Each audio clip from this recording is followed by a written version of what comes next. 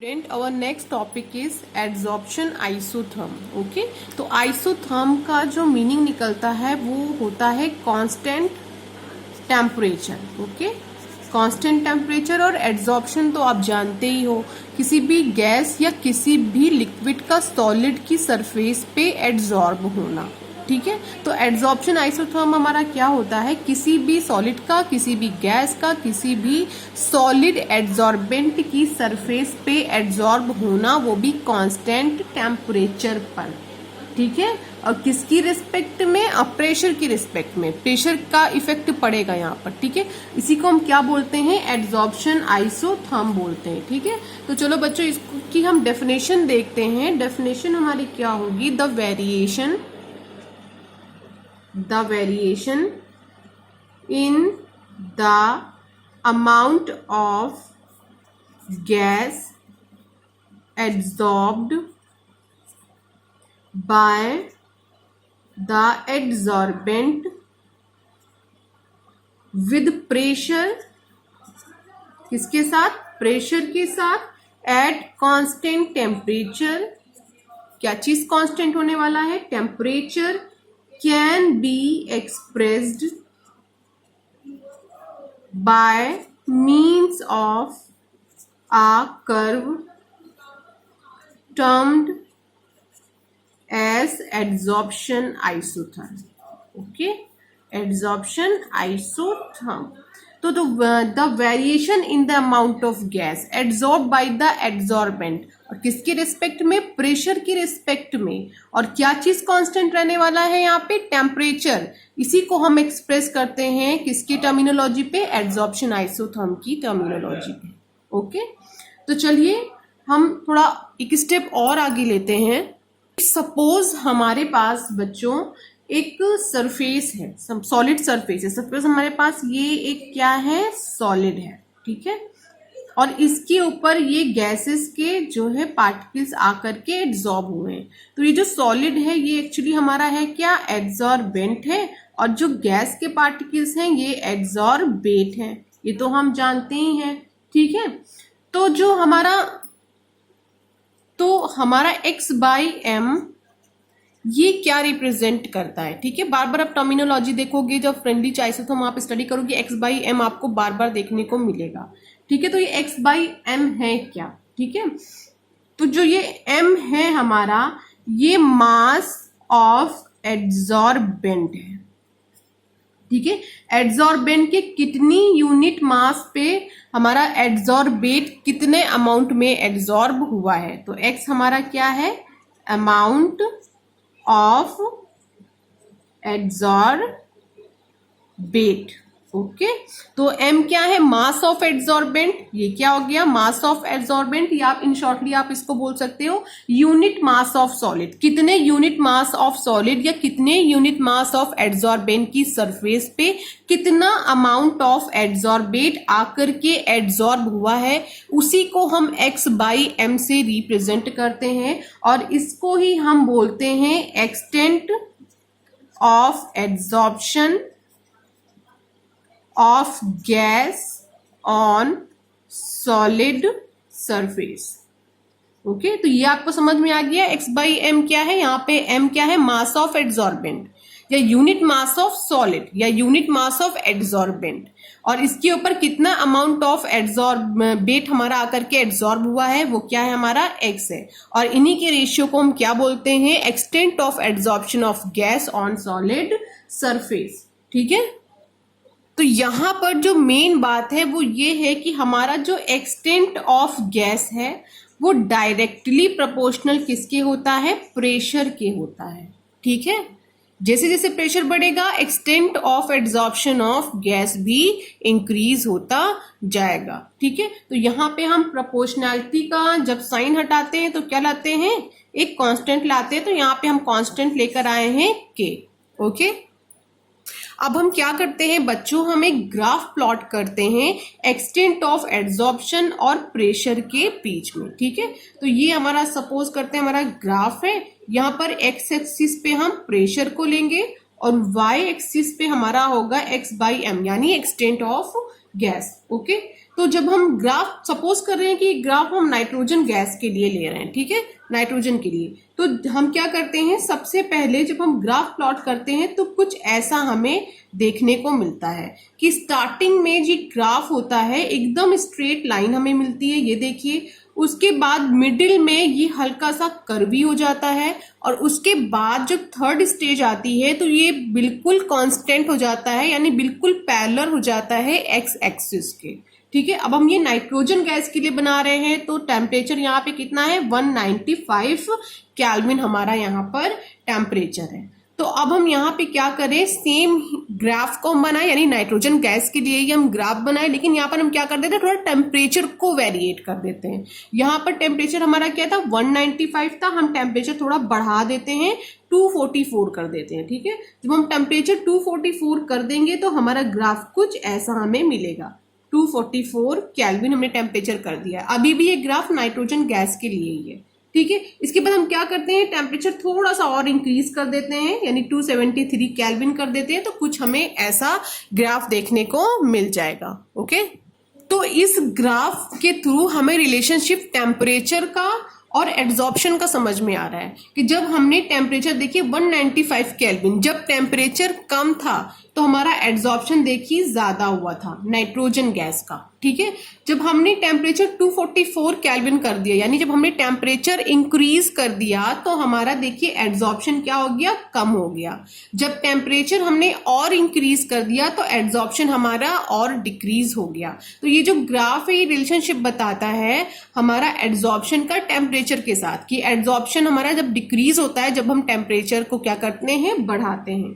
अब ऐसा क्यों होता है, ऐसा बेटा इसलिए होता है कि जो एड्सॉर्प्शन है हमारी वो एक एक्सोथर्मिक प्रोसेस है। ये हमने प्रीवियस वीडियो में ही देख लिया था कि एड्सॉर्प्शन हमारी एक्सोथर्मिक प्रोसेस है, तो इसके लिए हाई टेम्परेचर, ठीक है, फेवरेबल नहीं हो सकता, ठीक है। इसके लिए लो टेम्परेचर ही फेवरेबल है। तो ये ग्राफ आप एनसीईआरटी में बना हुआ देखोगे, आप सोचोगे कि ये क्यों बना हुआ है, तो ये मैंने आपको बता दिया है। ये तीनों ग्राफ आपका बना हुआ है नाइट्रोजन गैस के लिए, और ये ग्राफ आपको जो है एड्सॉर्प्शन यानी एक्सटेंट ऑफ एड्सॉर्प्शन और टेम्परेचर के बीच के रिलेशनशिप को बता रहा है। टेम्परेचर कम है तो एड्सॉर्प्शन ज्यादा है, टेम्परेचर आपने इंक्रीज कर दिया तो एड्सॉर्प्शन और कम हो गया, और इंक्रीज करेंगे तो एड्सॉर्प्शन और कम हो जाएगा। ओके, तो अभी अभी हम पढ़ करके आ रहे थे एड्सॉर्प्शन आइसोथर्म को, तो हमें एक रिलेशनशिप मिला था x/m is directly proportional to p।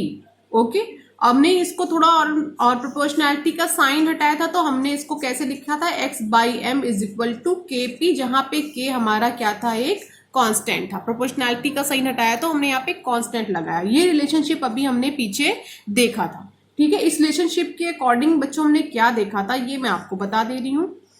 यहां पर हमने ये देखा था कि जब हमने प्रेशर, यहाँ पर क्या है हमारा प्रेशर, यहाँ पर x/m है, तो जब हमने प्रेशर को हल्का सा इंक्रीज किया था तो हमने क्या देखा था, यानी लो प्रेशर पर हमने क्या देखा था कि जो हमारा प्रेशर है और जो एक्सटेंट ऑफ एड्सॉर्प्शन है वहां पर जो हमें मिला था एक स्ट्रेट लाइन हमें मिला था वहां पे स्लोप। जब हमने प्रेशर को थोड़ा और मतलब मॉडरेट किया तो हमें एक कर्वी स्ट्रक्चर मिला। जब प्रेशर हमारा थोड़ा और बढ़ाया हमने तो वहां पे हमें देखा कि हमें एक स्ट्रेट लाइन मिल गई है। ओके, तो यहाँ पर बच्चों एक बात समझने वाली है कि ये जो रिलेशनशिप है, इस रिलेशनशिप के अकॉर्डिंग जब प्रेशर बढ़ेगा, भाई ये डायरेक्टली प्रोपोर्शनल है, जब प्रेशर बढ़ेगा तो ऑटोमेटिक x/m क्या होगा, बढ़ेगा इस रिलेशनशिप के अकॉर्डिंग। तो अगर ये रिलेशनशिप है कि प्रेशर बढ़ेगा तो x/m बढ़ेगा, तो आप देखो क्या इस ग्राफ में ऐसा रिलेशनशिप आपको मिल रहा है, नहीं मिल रहा है। ये रिलेशनशिप आपको केवल यहीं तक मिल रहा है, जब प्रेशर बढ़ रहा है तो यहां पर एक स्ट्रेट लाइन मिल रही है तो x/m भी बढ़ रहा है। लेकिन थोड़ा और आप आगे बढ़ोगे तो प्रेशर आपको बढ़ाने के बाद भी यहाँ पे हल्का सा कर्वी स्ट्रक्चर मिल रहा है। प्रेशर आप और बढ़ा दोगे तो यहाँ पे तो बिल्कुल स्ट्रेट लाइन मिल रही है, एक्स एक्सिस के पैरेलल आपको यहाँ पे एक स्ट्रेट लाइन मिल गई है एक्स एक्सिस के पैरेलल। तो प्रेशर बढ़ाने पे, लगातार बढ़ाने पे x/m नहीं बढ़ रहा है, ठीक है। तो ये जो रिलेशनशिप है इसको थोड़ी मॉडिफिकेशन की जरूरत थी, तो इसको जो मॉडिफाई किया है वो किसने किया है, फ्रॉनलीक ने इसको मॉडिफाई किया है। तो x/m is equal to k P1/N, ये मॉडिफाई करने के बाद हमें रिलेशनशिप मिला है। इस रिलेशनशिप को अब हमें इसमें स्टडी करना होगा, ठीक है, जहां पर बेटा n is always greater than 1, ये याद रखिएगा, n की वैल्यू हमेशा 1 से ज्यादा हमें पुट करनी होगी। ओके, तो अब बच्चों हमें करना क्या है, हमें यहाँ पे इसको 3 पार्ट में करके पढ़ना है, ठीक है। फर्स्ट पार्ट हम पढ़ेंगे स्ट्रेट लाइन के लिए, सेकेंड पार्ट हम पढ़ेंगे इसके लिए, ये जो हमारी जो स्ट्रेट लाइन पैरेलल मिली है एक्स एक्सिस की उसके लिए पढ़ेंगे। उसके बाद ये जो कर्वी स्ट्रक्चर मिला है इसके लिए हम थर्ड पार्ट पढ़ेंगे। तो इसको हम 3 पार्ट में करने वाले हैं, एक ये और एक ये। ओके, तो फर्स्ट कंडीशन जो हमारी बनेगी वो ये वाली बनने वाली है, ठीक है। तो इस कंडीशन पे हमें क्या लिखना होगा, at low value of P, pressure जब हमारा कम होता है तो हमें ग्राफ क्या मिलता है, स्ट्रेट लाइन मिलता है, ठीक है। देखिए यहाँ पर आपको स्ट्रेट लाइन मिला था, ठीक है। तो यहाँ पर हमें जो n की वैल्यू पुट करनी है वो कितनी पुट करनी है, 1 पुट करनी है। तो आप इसमें देखिए 1/n, 1/n, तो हम n की जगह पे क्या पुट करें, 1/1 इज इक्वल टू, आंसर हमें क्या मिलेगा, 1। तो ये रिलेशनशिप जब हम यहाँ पे लिखेंगे तो x/m is equal to k p⁻1। Okay, तो हमारी स्ट्रेट लाइन के लिए ये क्या है, हमें ये सिचुएशन मिल गई। और ये सिचुएशन देखिए इस वाली सिचुएशन को क्या कर रही है, फुलफिल कर रही है, इन दोनों को फुलफिल कर रही है। तो जो हमने एड्सॉर्प्शन आइसोथर्म पढ़ा था उसमें हमने यही तो चीज पढ़ी थी कि जब हम प्रेशर बढ़ाएंगे तो हमारा एड्सॉर्प्शन इंक्रीज होगा। तो यहाँ पर देखिए बिल्कुल यहाँ पर कोई पावर नहीं है, तो पावर ऑब्वियस सी बात है कि यहाँ पर 1 ही होगी। तो पहली कंडीशन तो हमें समझ में आ गई कि जब हम प्रेशर को इंक्रीज कर रहे हैं तो हमारा एड्सॉर्प्शन भी इंक्रीज हो रहा है, तो हमें ये स्ट्रेट लाइन मिल रही है, ठीक है। यानी फर्स्ट वाली कंडीशन हमारी फुलफिल हो गई, तब फुलफिल हो गई जब हमने n की वैल्यू यहाँ पे 1 पुट करी, ठीक है। सेकेंड कंडीशन में हम आएंगे, तो सेकेंड कंडीशन में हम हाई प्रेशर पर देखते हैं, at high pressure. High pressure पर देखिए हमें क्या मिलता है, तो जो हमारा x/m है वो becomes dependent of the value of p। एक तो हमें ये रिजल्ट मिलेगा, जो हमारा एक्सटेंट ऑफ एड्सॉर्प्शन है वो इंडिपेंडेंट हो जाएगा, किससे, प्रेशर से। तो यहां पर जो हमें लाइन मिलेगी, जो हमें स्ट्रेट लाइन मिलेगी बच्चों, वो जो है हमारी पैरेलल होगी, किसके पैरेलल होगी, एक्स एक्सिस के। देखिए है ना, ये स्ट्रेट लाइन हमें मिल रही है और ये स्ट्रेट लाइन एक्स एक्सिस के पैरेलल हो गई है, ठीक है। तो यहां पर जो हम n की वैल्यू पुट करेंगे वो इनफाइनाइट पुट करेंगे, ठीक है। तो x/m is equal to k p⁻0। p क्या हो गया, 0, p पर तो डिपेंड ही नहीं कर रहा है x/m का वैल्यू। अब ये कैसे हमें पता चला, देखिए n is equal to 1/ infinite put कर दिए तो हमें 0 आंसर मिल गया। देखिए 1/n पर ही 1/n है, तो 1/n की जगह इनफाइनाइट पुट कर दिया तो क्या मिल गया, हमें 0 मिल गया है, ठीक है। तो यहाँ पे प्रेशर की पावर क्या हो गई, 0 हो गई, यानी कि जो हमारा x/m एक्सटेंट ऑफ एड्सॉर्प्शन वो प्रेशर पे से इंडिपेंडेंट हो गया है, वो उस पर डिपेंड कर ही नहीं रहा है। इस वजह से जो हमें लाइन मिल रही है जो वो हमारी जस्ट पैरेलल हो गई है एक्स एक्सिस के। ओके, अब हम पढ़ने जा रहे हैं थर्ड वाली कंडीशन। ये थर्ड वाली condition is the most important, हल्का सा कर्वी जो हमें मिला वो क्यों मिला। ओके, तो हमारा यहाँ पे क्या होने वाला है, मॉडरेट प्रेशर। मॉडरेट प्रेशर आपको कहीं लिखा हुआ मिल जाए या इंटरमीडिएट आपको लिखा हुआ मिल जाए, तो मॉडरेट प्रेशर पे हमें क्या मिला है, हल्का सा कर्वी स्ट्रक्चर मिला है। देखिए ये हमारा हल्का सा कर्वी स्ट्रक्चर है, तो यहाँ पर हमें n की वैल्यू पुट करनी है 1 से लेकर इनफाइनाइट के बीच में, ठीक है। कोई भी वैल्यू पुट कर सकते हैं यहाँ पर हम। तो जब हम वैल्यू पुट करेंगे तो x/m is directly proportional to p/1/n। Okay, यहाँ पे अगर हम कांस्टेंट प्रोपोर्शनैलिटी हटाएंगे तो कांस्टेंट लगा देंगे, तो k इक्वल टू p/1/n, ठीक है।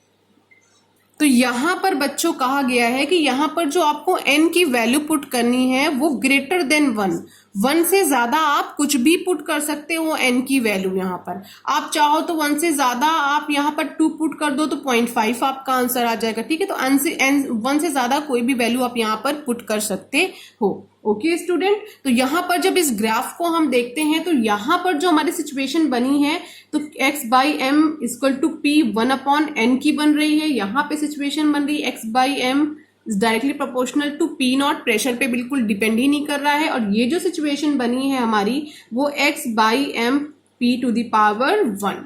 ओके, ये सिचुएशन बनी है। तो 3 सिचुएशंस यहाँ पे देखने को मिली है, एक ये वाली सिचुएशन मिली है, एक ये सिचुएशन देखने को मिली है और एक ये सिचुएशन देखने को मिली है। जब हमने n की वैल्यू को वेरी किया है तो हमें डिफरेंट सिचुएशन देखने को मिल गई। ओके।